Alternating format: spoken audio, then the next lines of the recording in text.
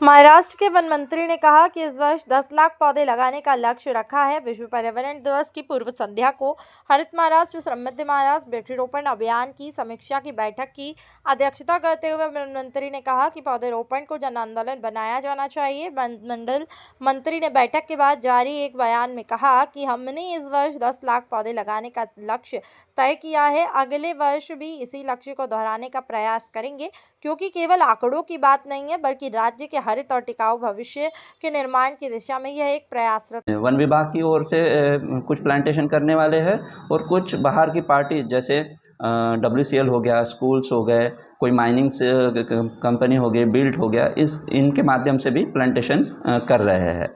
अभी जैसे ही इसका निधि उपलब्ध हो जाएगा तो प्लांटेशन के काम शुरू हो जाएंगे।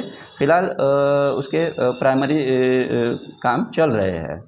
सर, झुड़पी जंगल इतना बढ़ रहा है और लोग उस झुड़पी जंगल से बहुत ज़्यादा ही परेशान हैं और किसी के घर में जो जानवर को जगह नहीं मिल रही है घूमने के लिए जंगल में, तो वो घर में गांव में प्रवेश कर रहे हैं, उसके ऊपर आपका क्या कहना है?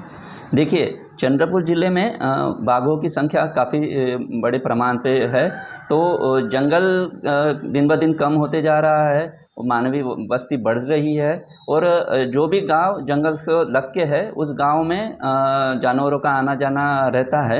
और झुड़पी जंगल जो आप कह रहे हैं वो गाँव को लग के ही है, तो बड़े जंगल से जानवर झुड़पी जंगल में आते हैं और झुड़पी जंगल से वो गाँव की तरफ आते हैं।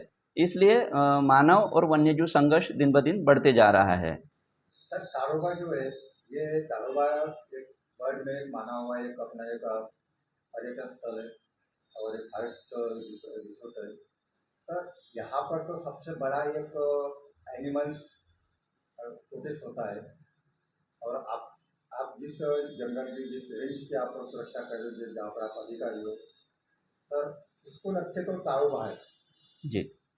तो इस तरफ आपके रेंज की तरफ कितनी सुरक्षा और कितनी असुरक्षा? देखिए, ताड़ोबा का जो बफर जोन है उसे लग के ही हमारा भद्रावती रेंज आता है। तो ताड़ोबा में के जो जानवर है जिनकी संख्या जैसे बढ़ रही है, तो हर जानवर को अपना एक एरिया लगता है, एक जगह लगती है। तो वो जगह कम होने के बाद वो बाहर आता है। जैसे जैसे संख्या बढ़ेंगी जानवर बाहर आते जाएंगे। बाहर मतलब ये जो हमारा प्रादेशिक का जंगल है उसमें आएंगे। और साथ ही हमारी रेंज में डिफेंस फैक्ट्री है। डिफेंस फैक्ट्री में भी जानवरों की तादाद काफ़ी अच्छी है। तो ये सारे जानवर आजू बाजू में आते ही है, तो इनके प्रोटेक्शन का हम लोग पूरी तरह ध्यान देते हैं। अगर कोई जानवर गलती से गांव में, घर में या घर के आजू बाजू में कहीं आता है तो उसे तुरंत हम लोग रेस्क्यू करके गांव के जंगल की तरफ भेजते हैं। या बहुत ही ज़्यादा तकलीफ हुई तो हमारा चंद्रपुर में ट्रांजिट ट्रीटमेंट सेंटर है, वहाँ पे भी उसको भेजा जाता है। सर, 29 तारीख के बाद एक भालू ने किसान के ऊपर जो अटैक जो किया था, तो उस आदमी को नागपुर में हिलाया गया है, तो उस वन विभाग की तरफ से क्या मदद, यानी क्या मदद मिल पाएगी?